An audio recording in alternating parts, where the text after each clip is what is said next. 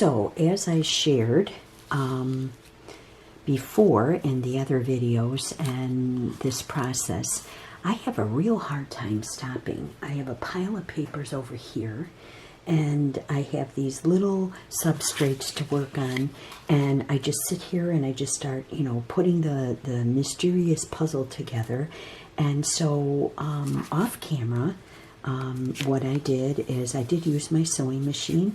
I just layered up some papers. Here's a little bit of this stamp that was left over, some colors. I had a whole pile of threads that I've been cutting off by the sewing machine. I tucked those in underneath the face, and then I just sewed it in. And so all of a sudden, boom, this, you know, became a next little section that was there. And this one here, this was the section I did a while ago to add to other ones, and there was just something about it that just didn't seem to fit. And then I used some of this stained hibiscus paper and cut this long, tall kind of house shape.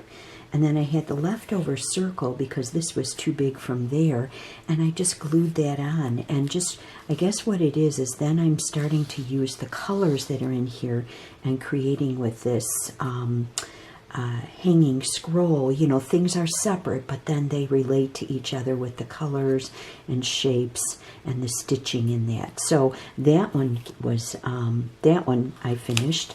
And then of course this one here, I'm thinking about doing some stitching on the side here, just a little bit of stitching there, just that one side. And then this one here was a longer one, and so this is paper that was the dyed with India ink, one of the papers we make. And then this one was feather tulle, just, you know, swirled around, big paper like this that I made, and I tore off a piece there. So now what I want to do is, you know, hang this in there so there's this contrast of the black and white, just something a little different to pull this together. So what I would like to do is just kind of cut or tear, and I'm going to cut, because what I would like to do is sew this section on and let these long strips kind of hang, because I have that in a different way, and you can kind of crinkle them up a little bit. Okay, and then I can sew that here. I can also put something up there. Now that's dark, so I might want to look for something that's lighter. That might work. Bringing some different colors back in. There's the orange that's in there. Let's see. Take that. And that's part of the envelope.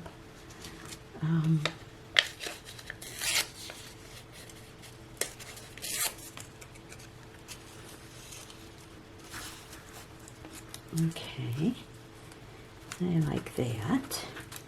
All right, and then to sew this on, let's scoot these. I have one more to do. Let's scoot these up here. This one I want to sew on the edge, or either re-glue something there I need to do on that side.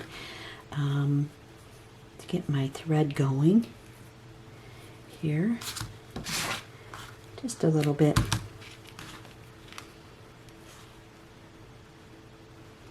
Again, it's early morning. My mother-in-law is sleeping, and I am up early. It's cold outside, winter, as I'm recording this. Okay, do I need to hold this in place? Well, I'm going to poke a couple of holes here in this so I can get a starting point. Holding it tight. Okay, it's going through. Whoops, there I go. I do need to get this to hold. I'm not sure if this will hold on there. There, yeah, it's good. And then line these up. Another hole. Just makes it easier to keep the stitch going. And then you can line this up. You know, you can see it. That's why I kind of pre-poke. So I'll start on this side here. Whoops, catch that. Catch that. Line that up. There. Go in and catch this one. Now this little guy up here is trying to move around, so we don't want that. Ah. There we go. Okay. And now what do I'm going to go up into it. There, and just do a straight stitch up. So on the back, I'm just going this way. There. Okay. And this happens sometimes going through these boards. I might want to make my holes a little bigger. Go in there and just kind of wiggle them around a bit. Okay, and I'm going to go in here. All right. So before I go any further, what I'm going to do is I'm just going to stop right now, and I'm going to go and I'm making this stitch and going all the way across here. And then we'll see if there's anything else that needs to be brought in there. Leaving space for attachment of these from one scroll section to the next. Okay, I've got this sewed on now here across. And tied my knots there. And then what I did is I pre-poked some holes here along here, and I'm going to use the white thread. And then I was just like, well, it created like a little lap right here. And so I thought, well, maybe I'll put some of this fibrous stuff here from the material and pull out a couple of more areas and let that fray. And what I can do is I can take my glue. Let me get my brush again. Darn it. Okay, back with the brush. And what I'm going to do is I'm just going to put some glue on here. And I'm going to take this and glue that down.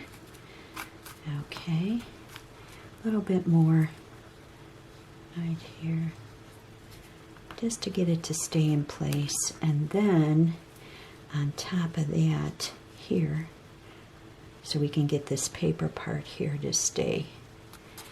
Okay, now we'll just give it a little bit of there. And I like that because it resembles this kind of frilly bits there, bringing that orange. There's a little bit orange there, so that's good with that one. So I'm going to toss that there. As I was off camera, I was thinking, you know, why it's really, I just get going with these, and I have this little thing here, and I'm like, oh my God, what should I do, you know, that goes with this, and, you know, how can I fit this together? And if you've ever done a puzzle, usually you leave the puzzle out, and you come by and you put a couple pieces on, you know, and then you leave it, and you come back, and eventually it comes together. Well, having this up in my studio like this, with the pile of papers, the empty substrates, you know, working with it, it is much like, you know, creating a puzzle, you know, but this has got no guidance except for yourself and the play of all the material that's here. I like that part of it. So I just wanted to share that with you. So I am going to go here, and I'm just going to sew my little edge here, being gentle because this material, this paper is very thin, and so I just want to, whoops, see, we'll see how that works. It's already wanting to tear, so I have to be a little careful with it as I'm working this. This is thinner. If I use the book thread, it would be, whoops, my thread got stuck over here on something. Hang on, got stuck on my knife. Let's see what's going on here. The fun parts of art. Come on, there we go. All right, let's get that so it's laying straight. Help myself out here. Okay, maybe I made the thread too long. We'll work with it. Okay, there we go. And I'm going to stitch here.